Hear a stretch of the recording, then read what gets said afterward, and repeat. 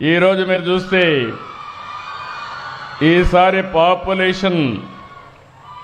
World population దినోత్సవ సందర్భంగా main theme వాళ్ళు ఇచ్చింది యువత ఆశలను ఆకాంక్షలను సాకారం చేయడం, realising the hopes and aspirations of young people today and for the future. నేను ఒకటే చెప్తున్నా, ఈరోజు జనాభా నియంత్రణ కాదు, జనాభా సంరక్షణ ఒక నూతనమైన చరిత్ర ఈ రోజుతోనే ప్రారంభం అవుతుందని మరొకసారి తెలియజేస్తున్నా.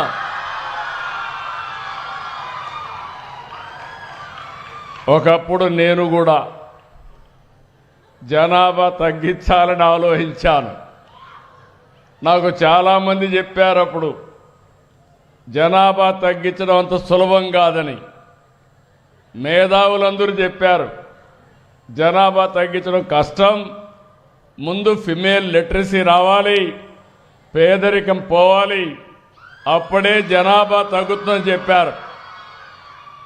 నేను ఆలోచించాను, ఇదొక విషియస్ సర్కిల్. ఇది ఒకవేళ అందరినీ ఆడపిల్లలందరినీ చదివించాలంటే 20-30 ఏళ్ళు పడుతుంది. పేదరికం పూర్తిగా తొలగించాలంటే 40-50 ఏళ్ళు పడుతుంది. అప్పటికి జనాభా పెరుగుతానే ఉంటుందని కొన్ని నిర్ణయాలు చేశాను. ఆ నిర్ణయాలు మీరు చూస్తే ఎవరైనా పోటీ చేయాలంటే 2 కంటే ఎక్కువ మంది పిల్లలుంటే పోటీకి అర్హత లేదని స్థానిక సంస్థల చట్టాన్ని తీసుకొచ్చాను. ఇంకొక పక్కన ఒకప్పుడు 2 పిల్లలు అనేవాళ్ళం, ఒకరు ముద్దు, 2 ఓకే, 3 వద్దని ఆ రోజు క్యాంపెయిన్ చేశాం.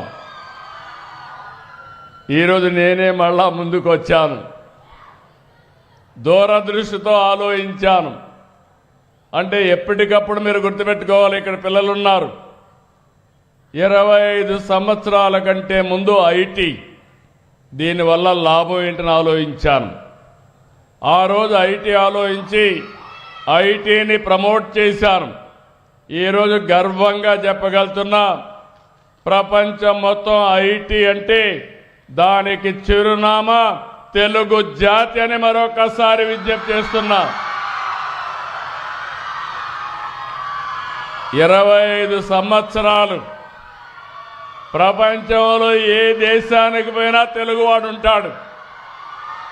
ప్రపంచంలో ఏ దేశంలో చూసినా అత్యధిక ఆదాయం సంపాదించే జాతి తెలుగు జాతి అని మీ అందరికీ విజ్ఞప్తి చేస్తున్నా. ఇది జరిగింది 25 ఏళ్ళు. ఆ రోజు ఐటీ మాట్లాడా, ఈరోజు ఏఐ మాట్లాడుతున్నా. ఈరోజు ఇక్కడ ఆడపిల్లలు ఉన్నారు. ఒకప్పుడు తల్లిదండ్రులు ఆడపిల్లల్ని చదివించాలంటే చాలా కష్టపడేవాళ్ళు. ఆ రోజు అందరూ ఆలోచించేది ఆడపిల్లల్ని ఎంత తొందరగా పెళ్ళిళ్ళు చేసి అత్తవారింటికి పంపిస్తే బాధ్యత అయిపోతుంది అనుకునేవాళ్ళు. ఆ రోజు నేను ఆలోచించాను, మా ఆడబిడ్డల్ని చదివించాలి. మగ పిల్లలైనా ఆడపిల్లలైనా తల్లిదండ్రులకు ఒకటే. ఒక మాటలో చెప్పాలంటే, మీరు ఆడపిల్లల్ని బాగా చదివిస్తే తల్లిదండ్రులు బాగా చూసుకునేది కూడా మా ఆడబిడ్డలే అని చెప్పి ఆ రోజు చెప్పాం. నేను దాంతో ఆగలేదు. ఉద్యోగాల్లో, కాలేజీల్లో 33% రిజర్వేషన్లు పెట్టాను. చాలామంది అన్నారు మెరిట్లో సీట్లు వస్తాయి, 33 అంటే 50% క్రాస్ అవుతారు. మాదేంటంటే బ్యాక్లాగ్ చాలా ఉంది. ఇంతవరకు మగపిల్లలకే సీట్లు వచ్చాయి, అవి ఫిలప్ కావాలంటే కొంత సమయం పడుతుంది. ఆడపిల్లల్ని ప్రోత్సహిద్దామని ముందుకు పోయాను. ఈరోజు నేను గర్వపడుతున్నా. ఒకప్పుడు మీరు చూస్తే వరకట్నం ఉండేది, ఇప్పుడు ఎదురు కట్నం వచ్చింది. ఆడబిడ్డలకు డబ్బులు ఇచ్చి పెళ్లిళ్ళు చేసుకునే పరిస్థితికి వచ్చారు. నేను ఎక్కడ చూసినా అడుగుతున్నా, భార్యాభర్త ఇద్దరు ఐటీలో ఉంటారు. ఇద్దరు ఉంటే ఇద్దరిని పిలిపించి అడుగుతున్నా ఎవరి ఆదాయం ఎంత అని. 180% భార్యల ఆదాయమే ఎక్కువ ఉంది భర్త కంటే కూడా. మా ఇంట్లో కూడా నా ఆదాయం కంటే నా భార్య ఆదాయమే ఎక్కువ ఉంది. మా కొడుకు ఆదాయం కంటే మా కోడల ఆదాయమే ఎక్కువ ఉంది.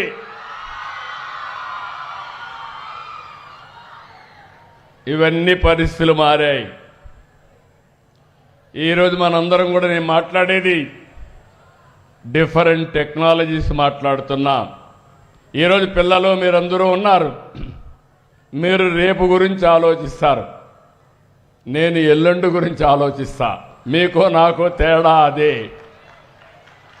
నేను ఆలోచించేది రాబోయే 25 సంవత్సరాల్లో ఏం జరుగుతుందో ఇప్పుడే ఆలోచించి అది ఈరోజే ప్రారంభించడం నేను ఎప్పుడూ చేసే పని. ఇటీవల కాలంలో మీరు చూశారు, అనేక వినూత్నమైన కార్యక్రమాలకు శ్రీకారం చుట్టాం. ఈరోజు మీ అందరికీ చెప్తున్నా, రాసి పెట్టుకోండి. అమరావతి ప్రపంచంలోనే ఒక బ్రహ్మాండమైన నగరంగా తయారవుతుంది. తెలుగు జాతి గర్వపడే విధంగా ప్రపంచం మెచ్చుకునే నగరం తయారవుతుంది. ఇంకో పక్కన మీరు చూస్తే ఈరోజు పట్టిసీమ ద్వారా నీళ్లు తీసుకొస్తే ఈ సంవత్సరం వర్షాలు పడకపోతే కృష్ణా ఏదైతే డెల్టా ఉందో దానికి ఈరోజు ఒక సంజీవనిగా పనిచేసే పరిస్థితికి వచ్చింది. నేను ఈ విషయాలు ఎందుకు చెప్తున్నానంటే రాబోయే సంవత్సరం పోలవరం పూర్తి చేసి కృష్ణా నదికి తీసుకొచ్చి నదుల అనుసంధానానికి శ్రీకారం చుడతాం. ఇవన్నీ భవిష్యత్తు కోసం చేసే కార్యక్రమాలు. ఎవరి కోసం చేస్తున్నామంటే ప్రజల కోసం చేస్తున్నాం. కానీ ఈరోజు మీరు గుర్తుపెట్టుకోవాల్సింది, రాను రాను జనాభా తగ్గిపోతా ఉంది. చైనా ఒకప్పుడు ఒక చైల్డ్ నామ్ పెట్టారు. ఈరోజు ఫెర్టిలిటీ రేట్ 2.1 ఉంటే రీప్లేస్మెంట్ లెవెల్ ఉంటుంది.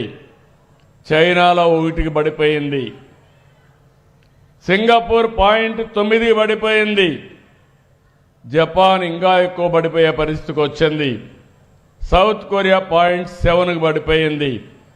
ఇండియా కూడా 1.9కి వచ్చాం. ఆంధ్రప్రదేశ్ 1.5కి వచ్చాం. మనం ఆలోచించకపోతే ఇది 1 కంటే తగ్గుతుంది. ఆ తర్వాత మనం పనిచేసేది మెషిన్ల కోసం పనిచేయాలి. మెషిన్లు కూడా వచ్చేస్తున్నాయి. ఈరోజు నేను స్పేస్ సిటీ తీసుకొచ్చాను. శాటిలైట్స్ అన్ని మన రాష్ట్రంలోనే లాంచ్ చేసే విధంగా స్పేస్ సిటీ వస్తుంది. డ్రోన్ సిటీ వస్తూ ఉంది. యుద్ధాలు చేయాలన్నా సివిలియన్ అప్లికేషన్స్ కానీ తొందరలోనే డ్రోన్ అంబులెన్స్ కూడా వచ్చేస్తుంది. ఎక్కడన్నా ఎవరికైనా ఆరోగ్యం బాగలేకపోతే మీ ఇంటి మీదకి వచ్చి పేషెంట్ తీసుకొని నేరుగా హాస్పిటల్కి తీసుకొచ్చే రోజు తొందరలోనే వస్తుందని మీ అందరికీ విజ్ఞప్తి చేస్తున్నా.